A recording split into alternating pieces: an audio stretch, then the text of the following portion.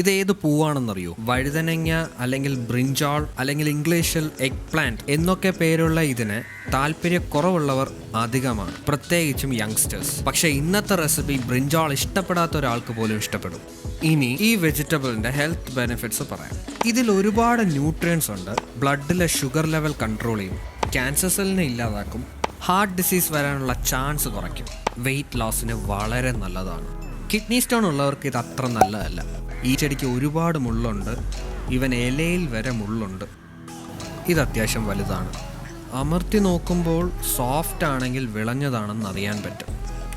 ബ്രിഞ്ചാളിനെ king of vegetables എന്നാണ് വിളിക്കുന്നത്. അതിന് കാരണം ഈ ഒരു ക്രൗൺ ടിപ്പാണ്. ഇങ്ങനെ കട്ട് ചെയ്യുക. മുറിക്കുമ്പോൾ സൈസ് ഇതിന്നും വലുതാവാതിരിക്കാൻ ശ്രദ്ധിക്കണം. ഇനി ഇതിനുള്ള മസാല റെഡിയാക്കാം. കോൺഫ്ലവർ 3 സ്പൂൺ, കോൺഫ്ലവർ ഇല്ലെങ്കിൽ അരിപ്പൊടി ഉപയോഗിച്ചാലും മതി. മഞ്ഞൾപ്പൊടി 1/2 സ്പൂൺ, മുളക് പൊടി 1 സ്പൂൺ, എരിവിഷ്ടമാണെങ്കിൽ കുറച്ച് കൂടുതലിടാം. ഉപ്പ് ആവശ്യത്തിന്, ഒരല്പം വെള്ളം ഒഴിച്ചു കൊടുക്കുക. ഇനി നന്നായിട്ട് മിക്സ് ചെയ്യുക. ലേശം തിക്കായിരിക്കണം മസാല. ഇനി നേരത്തെ കട്ട് ചെയ്ത് വെച്ച ബ്രിഞ്ചാൾ പീസസ് ഇതിലിടുക. നന്നായിട്ടൊന്ന് മിക്സ് ചെയ്യിക്കുക. ഒരുമാതിരി മസാല പിടിച്ച ശേഷം ലേശം വെളിച്ചെണ്ണ ഒഴിച്ചു കൊടുക്കുക. മസാല പല രീതിയിലും ഉണ്ടാക്കാം. ഞാൻ കോൺഫ്ലവർ വെച്ചുള്ള മസാലയാണ് ഇപ്പോൾ ചെയ്യുന്നത്. വേണമെങ്കിൽ എഗ്ഗ് ആഡ് ചെയ്യാം, ഗരം മസാല ആഡ് ചെയ്യാം, വെറും ഉപ്പും മുളകും ആയാലും മതി. ഇനി 20 മിനിറ്റ് മൂടി വയ്ക്കുക. ഒരു നാടൻ രീതിയിൽ ഉണ്ടാക്കാൻ നേരത്തെ ഇവിടെ തന്നെ കിച്ചൺ സെറ്റാക്കി. ചുടുകല്ല്, വിറക്, തവ, വലിയ പാടൊന്നും ഇല്ലായിരുന്നു. കിച്ചണിൽ തന്നെ ഏതൊരു നോർമൽ പാനിലും ഇതുണ്ടാക്കാം. ചൂടായ തവയുടെ മുകളിൽ വെളിച്ചെണ്ണ ഒഴിച്ചു കൊടുക്കുക. മാരിനേറ്റ് ചെയ്ത ബ്രിഞ്ചാൾ റെഡിയായി. ഇനി ഓരോരോ പീസസായി തവയിൽ ഇട്ട് കൊടുക്കാം. കോൺഫ്ലവർ ആഡ് ചെയ്തുകൊണ്ട് കുറച്ച് ക്രിസ്പിനെസ് കൂടും. എല്ലാം ഇട്ട ശേഷം കുറച്ച് കഴിഞ്ഞ് അതിനെ തിരിച്ചിട്ട് കൊടുക്കുക. ഇത് പാകമാകാൻ ഒരു 5 മിനിറ്റ് എടുക്കത്തുള്ളൂ.